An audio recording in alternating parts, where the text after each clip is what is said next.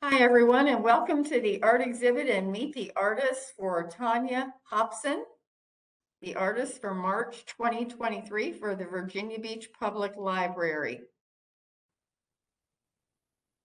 I'm your host, Sandy Hopkins, librarian for programming and outreach at the Virginia Beach Public Library.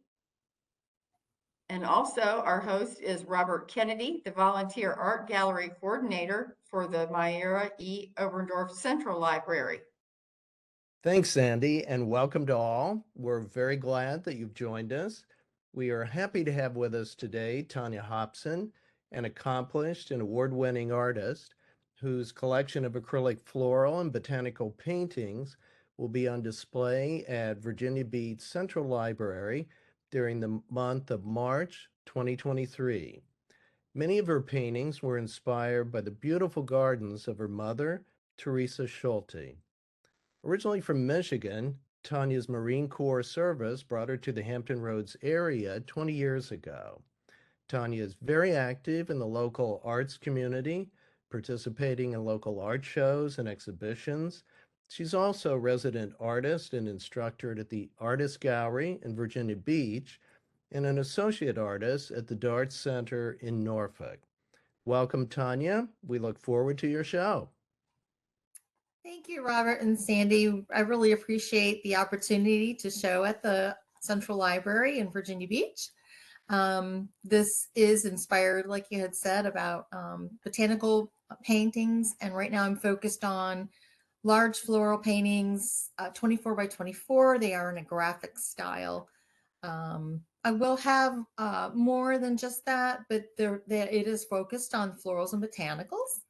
And again, I thank you for the opportunity. So basically, I do a lot of outdoor shows. I will say that I'm really proud and I'm honored that they awarded me in the Stockley Garden Spring Art Show in 2022 with the Norfolk Artist Award. And that is given to an outstanding artist for artwork as well as display during the show. This is basically my setup, my art show tent. I do like to have a lot of color, and the black background in the panels show that really well. I also have not only original paintings, but I have giclées, as well as prints, note cards, and sometimes some framed art. So I have a lot of different price points.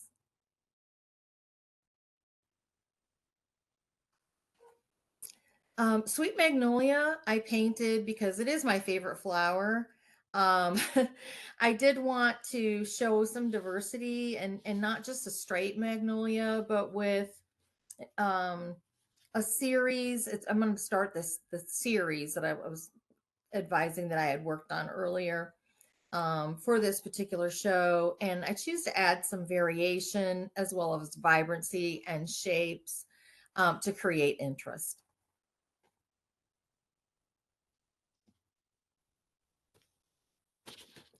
Okay, the purple dahlias is a 24 by 24 graphic style acrylic painting of florals. Um, it was actually the first painting that I painted in this series, and it was shown at the Artist Gallery at one of their exhibits, and it did win an award. So I was really happy about that. Okay, Remembrance Rose was inspired and dedicated by my late mother. We've already mentioned that her name is Theresa Schulte. She had an amazing garden every year, and the rose comes in several varieties. And this is my mother's favorite flower. Many of my paintings are from photos that she has sent me over the years. The Sun-Kissed Trio was exhibited at a Tribute to Peace recently in September through October of last year. And I wanted it to reflect the Ukrainian national flower. And this was held at the Suffolk Culture Arts Center to honor Ukraine. And also the Kiev Ballet performed for several days while this exhibit was on display.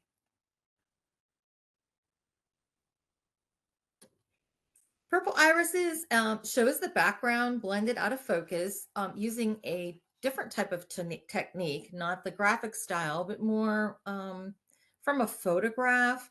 And I used an old paintbrush to blend the background. I call this brush my scrubby brush.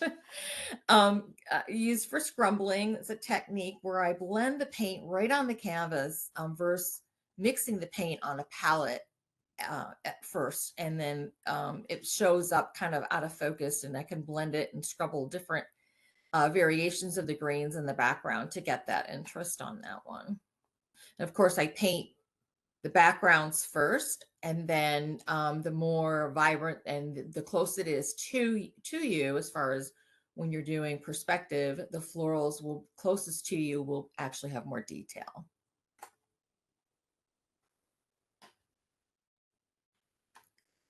I also offer commission paintings. This is a process. I do it a little more unusually, I think, than most artists, because I start with a drawing. I started watercolor painting at first, so I'm always tempted to start with a drawing to get the location of the painting, the perspective right, so that I don't have to paint over a lot and start over. Usually I'm given a photograph, and then I transfer that by drawing it on larger onto the canvas itself. And this particular one is 30 by 40, so it was fairly large, and it was of a couple at their wedding. And so it shows the process, and then of course I outline the piece as well with a dark paint, using the photo as a reference, because if you just start painting with the graphite on there, as you're moving your paintbrush across that canvas, it can rub off the graphite and get all over your hands. So I tend to do an extra step, which I use that outline. Sometimes I do not. Sometimes I go outside of it or change it, but I usually have it there just so the graphite doesn't move and smudge, so that I can view it as I'm painting. And of course, changes are made, but the outline is always there. You can usually see it under the paint. Acrylic paint, sometimes you have to do glazing, so you paint a little bit more over top of each other.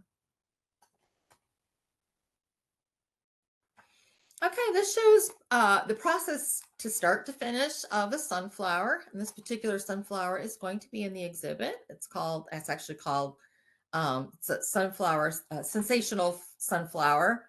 And again, it shows where I start with the line drawing. And I do paint on canvas usually, of course, with acrylic paint. You can paint on all kinds of surfaces. That's why I like the versatility of it. You can paint on canvas, canvas board, wood, murals, tile, I mean, walls, pretty much anything. That's why I really love it. And you can water it down to look more like watercolor, or you can make it really thick and pasty like oil with a palette knife.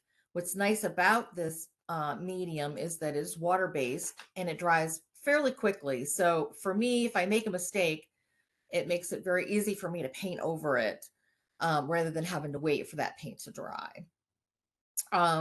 So this shows first the line drawing, and then next I work from the background, from the back to the front.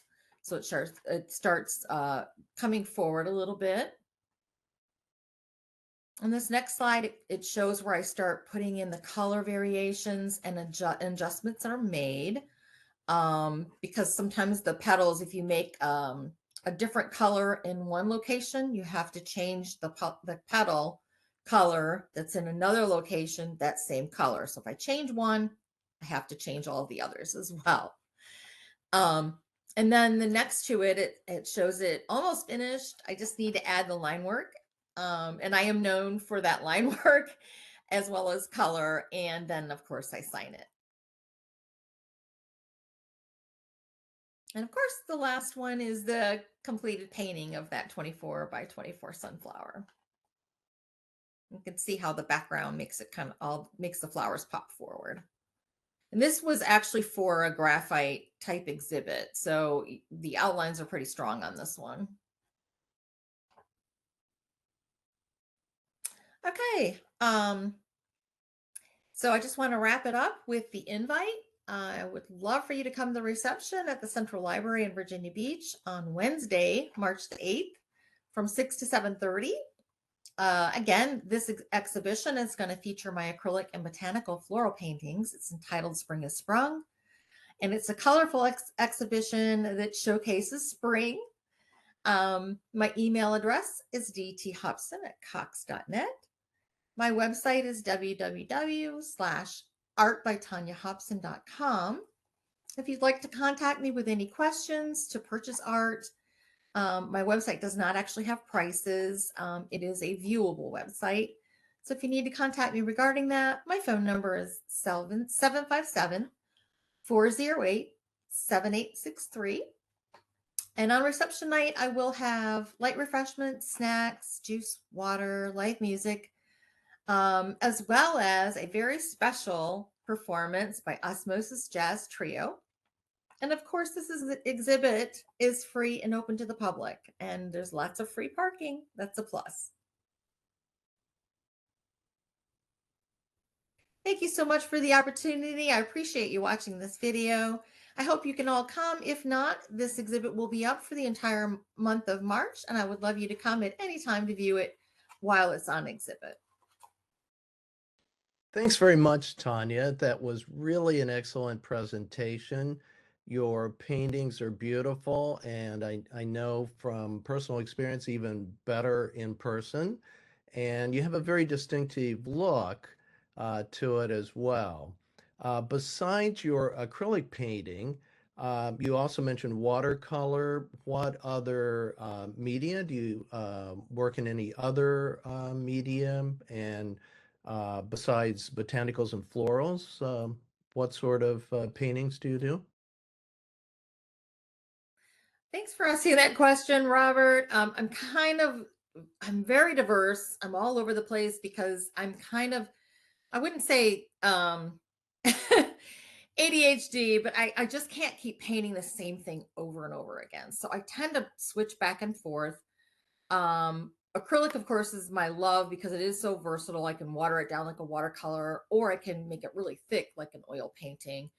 But I also do, obviously I paint an acrylic, watercolor, mixed media collage is a favorite because I like to add other things to my painting sometimes. And as I learn techniques, I incorporate those techniques into my paintings. So some you might see that one area is very thick and then the rest of it is very thin, more like watercolor. So I can do both in one painting as well. I also dabble in a little bit of ceramics. And if you go to my website, I also do needlework. I started doing cross stitch because it is basically painting with thread, and it is very tedious and kind of tight. And some of my paintings are very tight. So I'm kind of do a lot of different things. Nice. And I just love exploring. Oh, When I good. was younger, I just kind of did a little bit of everything. Okay, well, great. And speaking of your start, you were actually in the Marine Corps. And how did you get started in art? Were you always interested, even as a child? And do you have formal training or self-taught? I am self-taught until I started painting again. So, um, around the age of 12, I really started to get into it more. I grew up on a 40-acre farm in Michigan. So we're really working a lot then. So I didn't really have time for a lot of creative things. When I was 12, I went into middle school. And at that time, my teachers, the class that I took, kind of introduced us to everything. I mean, we really went from all of the things I've already mentioned into weaving, into sculpture. I even took mechanical pencil. I took woodworking. So I really got a variety. And so that's how I kind of narrowed it down to really the ones that I wanted to do. So it was kind of self-taught, but guided by my instructors in middle school and high school. I carried it into high school. And then I went to college at a community college. I got a nursing degree that had really not that much to do with art until I found out that I could actually go into art therapy, where I could use my scientific and nursing background, be in a hospital setting, but then also have the art as part of it as well. So then I took courses in art therapy. Interesting enough, the Marine Corps came in when I had a prerequisite in my nursing courses before I started doing my practical applications, where I had to take this one class before I could go further. And there was a little bit of a break. So, because of that break, I couldn't take anything that semester. And I was at home and my car broke down and I already paid for all my books. And my girlfriend came home from the Marine Corps. She was on recruiting duty and she said, "Look, I don't want you to sign up, but I just want you to come to the meeting with me." Right. And from there, when she said, "Look, you're going to learn a trade. They're going to train you 3 square meals a day. You have medical coverage. You get to see the world." And they're going to pay you. And I was kind of like, "Great, sign me up. When can I leave?" 'Cause I'm Right. really in the area that I live, the small town of Grand Haven. I mean, there's one hospital. I would have had to move to Grand Rapids or Right. Battle Creek. So there wasn't really a lot of opportunity, but it was still Sure. something I loved to do. And I still love to do the art part of it. And I still like doing the art therapy, which has brought me around to that again. But it just took me a little while to get there. In the Marine Corps, I was trained to be a disperser. So I paid people every 2 weeks. Oh, And I had a battalion of 1,600 people that I took care of. wow. Yes. And so I was at Camp Lejeune the whole time, Okay. except for the last 2 years of my 6 years of active duty military, the last 2 years reserve time. And I actually spent that here in Hampton Roads at Norfolk Naval Base, on a small Marine Corps base within it called Camp Elmore. Okay. Well, really impressive background, particularly in the middle and high school, how many different art media they were teaching you about. And we're very glad that you got back to art full time. Um, I was wondering actually if there are any artists from the past or present that particularly inspired you or inspire you now. Okay. Sure. Well, to get back to a little bit, so I couldn't do any art really the whole time I was in the Marine Corps. And then, of course, family happened. And so the actual art, I was self-taught before that, other than a little bit of a guidance. I started a group when my son went away to college, and I turned his room into my into my art room, my studio here at home. And I just kind of went around and tried to find some things with some other people as a group setting. And I found this group of ladies that painted on the weekend. And then we met at a couple different libraries. We went back and forth from a couple different libraries and met, and they helped me further and learn things from them. And then I didn't actually take any formal classes until maybe 4 years later, at MoCA, and then a little place called a rec center here in Norfolk called the Titustown Recreational Center. And so I took acrylic painting there, and I took the watercolor classes and drawing at MoCA. So that was kind of interesting. So because I took the acrylic painting class, I met a wonderful instructor who I'm so motivated by her. Her name was Beverly Furman.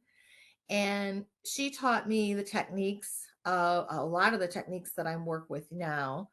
And she started in the class to say, pick a master and then paint in their style. So the very first painting I ever painted was a Monet painting. Um, and so it took me about 6 weeks to paint that painting because I really hadn't been back into it for, good 15 years Sure. before I Right. Right. started really finishing anything. And then from there, I started getting more into more instruction with MoCA, and some of the more what I consider more instructive, versus just kind of happy painting skills. Sure. And it's really wonderful that you had such an inspiring teacher. And it's, again, very clear from your presentation what an excellent teacher you are. So can you tell us a little bit more about the classes that you teach? Sure. The classes that I teach are acrylic painting as well as mixed media collage. And I also do a little bit of art therapy. So the acrylic classes I teach at the Virginia Beach Art Center, which is also the home of the Artist Gallery. And it's also where my working studio is. So if you'd like to come and see me work and see other artists work, that is a perfect place to come hang out. Um, and then I also teach mixed media collage at that same location. And that is a fun class. We pretty much play. I show you a bunch of different techniques. And then you use a lot of things you already have. So it's not like you have to go out and really buy anything. We put together yarn, text, magazines, stickers. I basically say there's a lot of things that you either have at home or you can get from what's now called, it's the Dollar Tree, but I call it now the $1.25 tree because they've increased their prices. Right. But if you go to their craft section, they have a lot of variety that you could use in painting supplies as well as in the mixed media collage. I also do ceramics and pottery at the Virginia Beach Art Center because they have a pottery studio there as well. And they teach you everything from the wheel to slab to glazing to the actual firing process. So it is a really nice venue if you'd like to take pottery classes as well. I also love to volunteer and give back to the senior community. So I also teach some art therapy. It really is more kind of like a make and take process. Usually those classes are 2 hours. So I want the seniors to learn a technique, to learn different types of paintings. We do pretty much everything. Ask me or request things to, and so I basically go in for that 2 hours. I bring all the supplies. I volunteer my time. I spend time with those seniors. I have a core group that come every time, but really I can only take to up to about 10. And so I always have an example, but what's really neat about their creativity is that they don't always do what I do, and I learn from them as well. So it's very exciting to do the art therapy in the senior community. I watch them grow and they can learn something new, and probably some of them have never painted or been in the creative type kind of the things that I teach. They've never done it before. So it's very exciting to watch them grow in that aspect.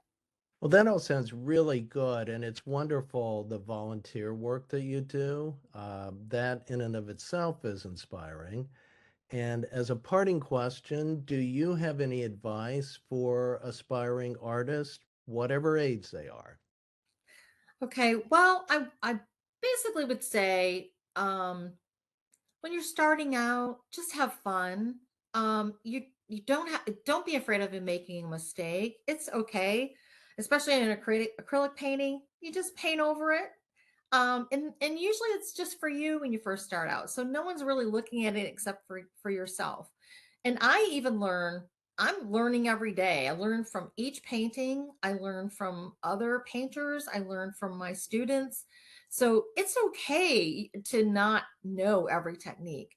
Actually, there's a lot out there that you can learn, and you don't even have to learn it from anywhere outside of your house. If you'd like to actually go on the internet, there's actually a lot of videos and people that go step by step through processes as well, depending on what you're interested in. So I just basically say, have fun. Don't be so hard on yourself. It's okay. It's not, sometimes we just don't learn it just by osmosis. I mean, you basically, sometimes need a little push. Sometimes you need some training. And then once you get techniques, you can just go on your own. So the basics are really important. I feel that drawing is very important.